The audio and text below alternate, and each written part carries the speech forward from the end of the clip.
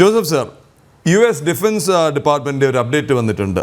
Pakistan sees India as an existential threat. നിലനിൽപ്പ് തന്നെ ഭാരതം ഭീഷണിയാണ്. Whereas India regards Pakistan as one of an ancillary security problem. ഒരു subsidiary ഒരു സുരക്ഷാ ഇഷ്യൂ ആയിട്ടാണ്, അതായത് ഒരു ഉപസംഘടനയെ ഉപയോഗിച്ച് ഉണ്ടാക്കുന്ന ഒരു സുരക്ഷാ ശല്യമായിട്ടാണ് ഭാരതം കാണുന്നതെന്ന് US ഡിഫൻസ് ഡിപ്പാർട്ട്മെൻറ്റ് തന്നെ പറയുന്നു. മറ്റൊന്നും കൂടി പറയുന്നുണ്ട്. പാകിസ്ഥാൻ്റെ ഡെയിലി ഓപ്പറേഷൻസിൻ്റെ വീരഗാഥയ്ക്കിടയിൽ 2024 മാത്രം 2500 പേരാണ് പാകിസ്ഥാനിൽ കൊല്ലപ്പെട്ടതെന്ന്. എന്തായാലും കൊല്ലപ്പെട്ടത് ഇതുപോലുള്ള താവളങ്ങൾ, വിവിധ ബ്രാഞ്ചുകൾ, വിവിധ ഗ്രൂപ്പുകൾക്ക് താവളങ്ങൾ ഒരുക്കിയതിൻ്റെ ഫലം, അതുപോലെ അങ്ങ് സൂചിപ്പിച്ചതുപോലെ തന്നെ അവിടെ ഇവിടെയൊക്കെ പൊട്ടുന്നുണ്ട്. ഇപ്പോൾ ഇവിടുന്ന് അങ്ങോട്ട് ഇത് തീർന്നിട്ടില്ല. സിന്ധിലും പഞ്ചാബിലും ഒക്കെ പൊട്ടും. കാര്യം റാവി നദിയിൽ നിന്ന് അങ്ങോട്ട് ഒഴുകുന്നില്ല. റാവി നദി ഒരു കാര്യം കൂടി ഓർക്കണം, സിന്ധു നദീജല കരാർ നമ്മൾ മരവിപ്പിച്ചു, വാട്ടർ ബോംബാണ്. അതല്ല ഇത്, റാവിയുടെ ജലം. അതുകൂടി പിന്നെ ഡോക്ടർ ആരിഫ് ഹുസൈനും കേണൽ ഡിന്നിയും റോണി സാറും ഒക്കെ കേൾക്കണം. റാവി നദിയുടെ ജലം ഇതിൽ ബന്ധിപ്പിക്കപ്പെട്ടിരുന്നില്ല. അത് ഭാരതത്തിന് എക്സ്ക്ലൂസീവ് റൈറ്റ് ഉണ്ടായിരുന്ന ജലമായിരുന്നു. ഇത്രയും വർഷം എടുത്തു അതുറപ്പിച്ചിട്ട് അവിടെ ഡാം കെട്ടി ആ വെള്ളം ഇവിടെ തടഞ്ഞു നിർത്താൻ. ഇത് അഡീഷണൽ ആണ് സർ. ഇത് അതിലെ കുറച്ചങ്ങ് കൊടുത്തുകൊണ്ടിരിക്കുകയായിരുന്നു. പഞ്ചാബിലെയും ജമ്മു കാശ്മീരിലെയും കർഷകർക്ക് ഉതകേണ്ട വെള്ളം അങ്ങോട്ട് കൊടുക്കുന്നില്ലായിരുന്നു, പകരം ഒഴുക്കുകയായിരുന്നു പാകിസ്ഥാനിലേക്ക്. അപ്പോൾ ആ പറഞ്ഞ ജലബോംബിൻ്റെ പിന്നാലെ ഇതും ഉണ്ടായിട്ടുണ്ട്. അത് നമ്മൾ കണ്ടു, അവിടേക്ക് വെള്ളം ഒഴുകാത്തത്. പിന്നെ ഈ ജലബോംബിൻ്റെ പിന്നെ പ്രതിഫലനങ്ങൾ അല്ലെങ്കിൽ അനുരണനങ്ങൾ അവിടെ നിന്ന് വന്നു തുടങ്ങിയിട്ടുണ്ട്. പലയിടത്തായിട്ട് പൊട്ടുന്നുണ്ട്. അങ്ങ് പറഞ്ഞ പോലെ ബലൂചിസ്ഥാനിൽ പൊട്ടിയേക്കാം, അതല്ലെങ്കിൽ സിന്ധിൽ പൊട്ടിയേക്കാം, പഞ്ചാബിൽ പൊട്ടിയേക്കാം, പഖ്തൂൺ മേഖലയിലും പൊട്ടിയേക്കാം. എന്തായാലും ഈ ഒരു വിലയിരുത്തലിനെ കുറിച്ചുകൂടി പറഞ്ഞുകൊണ്ട് കാര്യം അവസാന ഏതാനും മിനിറ്റുകളിലേക്ക് കിടക്കുകയാണ് ജോസഫ് സാർ. പാകിസ്ഥാൻ്റെ ഒരു അവസ്ഥ അല്ല, അമേരിക്കൻ വിലയിരുത്തലിനകത്തൊരു ചെറിയ മാറ്റം വരുത്തുന്നത് നല്ലതായിരിക്കും. കാരണം പാകിസ്ഥാൻ എന്ന് പറയുന്ന രാഷ്ട്രം തന്നെ ഒരു എക്സിസ്റ്റൻഷ്യൽ ത്രെറ്റിനെ നേരിടുകയാണ്. അവരുടെ നിലനിൽപ്പ് തന്നെ വളരെ വളരെ ഗുരുതരമായ അവസ്ഥയിലെത്തി നിൽക്കുന്നു എന്ന് നമുക്ക് എല്ലാവർക്കും അറിയാം. ഇവിടെ സൂചിപ്പിക്കപ്പെട്ടതുപോലെ ആ രാജ്യം ഇപ്പോൾ എങ്ങനെയാണ് മുന്നോട്ട് പോകുന്നത്? ആ രാജ്യം മുന്നോട്ട് പോകുന്നത് IMF-ൽ നിന്ന് കിട്ടുന്ന ലോൺ, ADB-യിൽ നിന്ന് കിട്ടുന്ന ലോൺ, പിന്നെ വേൾഡ് ബാങ്കിൽ നിന്ന് കിട്ടുന്ന ലോൺ, അതല്ലെങ്കിൽ അങ്ങനെയൊക്കെയുള്ള ചെറിയ സഹായം, സാമ്പത്തിക സഹായം നൽകുന്ന രാജ്യങ്ങൾ. ഈ രാജ്യങ്ങളിൽ നിന്ന് കിട്ടുന്ന സമ്പത്തില്ലെങ്കിൽ ഈ രാജ്യത്തിന് എങ്ങനെ മുന്നോട്ട് പോകാൻ കഴിയും? മുന്നോട്ട് പോകാൻ കഴിയില്ല. എന്തുകൊണ്ട് മുന്നോട്ട് പോകാൻ കഴിയില്ല? ആ രാജ്യം നയിക്കപ്പെടുന്നത് അവിടുത്തെ സിവിലിയൻ ഭരണകൂടത്താലല്ല.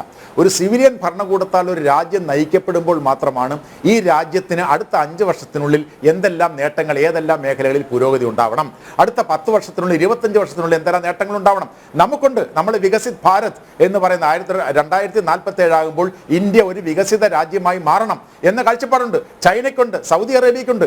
എല്ലാ രാജ്യങ്ങൾക്കും ആ തരത്തിൽ 2025 ആകുമ്പോൾ അല്ലെങ്കിൽ 2030 ആകുമ്പോൾ നമ്മൾ എവിടെ നിൽക്കണം വികസനത്തിന്റെ കാര്യത്തിൽ എന്നുള്ള കാഴ്ചപ്പാടുണ്ട് എങ്കിൽ ആ രാജ്യം ഭരിക്കുന്ന സിവിലിയൻ ഭരണകൂടത്തിന് ഇത്തരം കാര്യങ്ങൾ, അവിടുത്തെ ബജറ്റിന്റെ കാര്യത്തിൽ അവർക്ക് നിയന്ത്രണമില്ല, അവിടുത്തെ പ്രതിരോധ നയങ്ങളുടെ കാര്യത്തിൽ നിയന്ത്രണമില്ല, വിദേശ നയത്തിന്റെ കാര്യത്തിൽ നിയന്ത്രണമില്ല.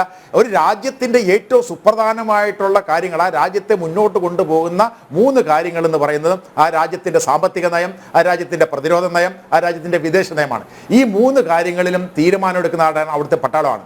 അവിടുത്തെ പട്ടാളത്തെ സംബന്ധിച്ചിടത്തോളം അവരുടെ മാത്രം, അതായത് ആ രാജ്യത്തിന്റെ സമ്പദ് വ്യവസ്ഥയുടെ 50% ഇപ്പോൾ തന്നെ കൈവശം വെച്ചിരിക്കുന്ന അവിടുത്തെ പട്ടാളമാണ്. അതുകൊണ്ട് തന്നെയാണ്, അതായത് അവിടുത്തെ സാധാരണക്കാരായിട്ടുള്ള ജനങ്ങൾ കഷ്ടപ്പെടുമ്പോൾ അവിടുത്തെ സൈനിക വിഭാഗം, നമുക്കറിയാം, നമ്മുടെ സേനയുടെ കാര്യത്തിൽ അഭിമാനം കൊള്ളുമ്പോൾ പാകിസ്ഥാനിലെ ഭൂരിപക്ഷം വരുന്ന ജനം അവിടുത്തെ സേനയുടെ കാര്യത്തിൽ അപമാനഭാരത്താൽ ശിരസ് കുനിക്കുകയാണ്. അതാണ് സ്ഥിതി. എന്ന് പറഞ്ഞാൽ ജനങ്ങൾക്ക് ലഭിക്കേണ്ട ആനുകൂല്യങ്ങളെല്ലാം കവർന്നെടുത്തുകൊണ്ട് തടിച്ചു കൊഴുക്കുന്ന ഒരു പാരസൈറ്റാണ് ഒരു എഴുത്തുകാരൻ, നമ്മുടെ മലയാളിയായിട്ടുള്ള കേശവമേനോൻ എന്ന് പറഞ്ഞ എഴുത്തുകാരൻ ആ പട്ടാളത്തെ വിശേഷിപ്പിച്ചത് യൂണിഫോംഡ് പാരസൈറ്റ്സ് എന്നാണ്. യൂണിഫോം ധരിച്ച ഇത്തിക്കണ്ണികൾ എന്നാണ് അദ്ദേഹം വിശേഷിപ്പിച്ചത്. എന്ന് പറഞ്ഞാൽ പാകിസ്ഥാനെ അവന്റെ രക്തം ഊറ്റി കുടിക്കുന്ന ഇത്തിക്കണ്ണിയായ സേനയാണ് വാസ്തവത്തിൽ ഈ പാകിസ്ഥാനെ ഇല്ലാതാക്കിക്കൊണ്ടിരിക്കുന്നത്. അതുകൊണ്ട് അത് ആ രാഷ്ട്രം തന്നെ ഒരു എക്സിസ്റ്റൻഷ്യൽ ത്രെറ്റ് നേരിടുകയാണ്. ഇവിടെ സൂചിപ്പിക്കപ്പെട്ട പോലെ ബലൂചിസ്ഥാൻ പൊട്ടിത്തെറിക്കുന്നു, ഖൈബർ പഖ്തൂൺഖ്വ പൊട്ടിത്തെറിക്കുന്നു, പഞ്ചാബിൽ പൊട്ടിത്തെറി ഉണ്ടാകാൻ പോകുന്നു. പാകിസ്ഥാൻ മൊത്തത്തിൽ ഇമ്രാൻഖാന്റെ അനുയായികളായിട്ടുള്ള ആളുകൾ പാകിസ്ഥാൻ തെഹ്രീക്കെ ഇൻസാഫ് എന്ന് പറയുന്ന പാർട്ടിയുടെ ആളുകൾ സേനാ കേന്ദ്രത്തിൽ വരെ ആക്രമണം നടത്തിയിരിക്കുന്നു. അതുപോലെ തന്നെ തെഹ്രീക്കെ താലിബാൻ പാകിസ്ഥാൻ എന്ന് പറയുന്ന TTP, താലിബാന്റെ ഭീകര സംഘടനയുടെ അനുബന്ധ സംഘടന, പാകിസ്ഥാനെ ഒരു ഇസ്ലാമിക രാഷ്ട്രമാക്കി മാറ്റണം എന്ന് പറഞ്ഞ് മുന്നോട്ട് വന്ന് ഭീകരപ്രവർത്തനങ്ങൾ നടത്തുന്നു. ഈ തരത്തിൽ പാകിസ്ഥാൻ തന്നെ എക്സിസ്റ്റൻഷ്യൽ ത്രെട്ടാകുമ്പോൾ നമുക്ക് വാസ്തവത്തിൽ പാകിസ്ഥാൻ ഒരു ശല്യമാണ്, ഒരു ന്യൂയിസൻസ് ആണ്. നമുക്കറിയാം, ഇന്റർനാഷണൽ പൊളിറ്റിക്സിൽ നമ്മൾ നിരന്തരം പറയുന്നൊരു കാര്യമുണ്ട്, ഒരു രാജ്യത്തിന് ഒരു അയൽ രാജ്യത്തെ തിരഞ്ഞെടുക്കാൻ പറ്റില്ല. ഒരു അയൽ രാജ്യം എന്നുള്ളത് പാകിസ്ഥാൻ എന്ന് പറയുന്ന ഒരു റിയാലിറ്റിയാണ്, ചൈന എന്ന് പറയുന്ന ഒരു റിയാലിറ്റിയാണ്. ഈ റിയാലിറ്റിയെ നമ്മൾ നേരിടേണ്ട രീതികളെ കുറിച്ചുള്ള മാറ്റങ്ങളാണ് വാസ്തവത്തിൽ ഈ ഓപ്പറേഷൻ സിന്ദൂറിലൂടെ നമ്മൾ അവതരിപ്പിച്ചിരിക്കുന്നത്. ആ അവതരിപ്പിച്ചിരിക്കുന്നത് നമ്മുടെ നയത്തിൽ, നമ്മുടെ പ്രതിരോധ നയത്തിൽ, നമ്മുടെ വിദേശ നയത്തിൽ ഒരു മസ്കുലൈനിറ്റി, ഒരു എന്താ പറയുന്ന ഒരു ധീരത കൊണ്ടുവന്നിരിക്കുന്നു എന്ന് ഓപ്പറേഷൻ സിന്ദൂറിലൂടെ നമ്മൾ കാണിച്ചു കൊടുത്തു.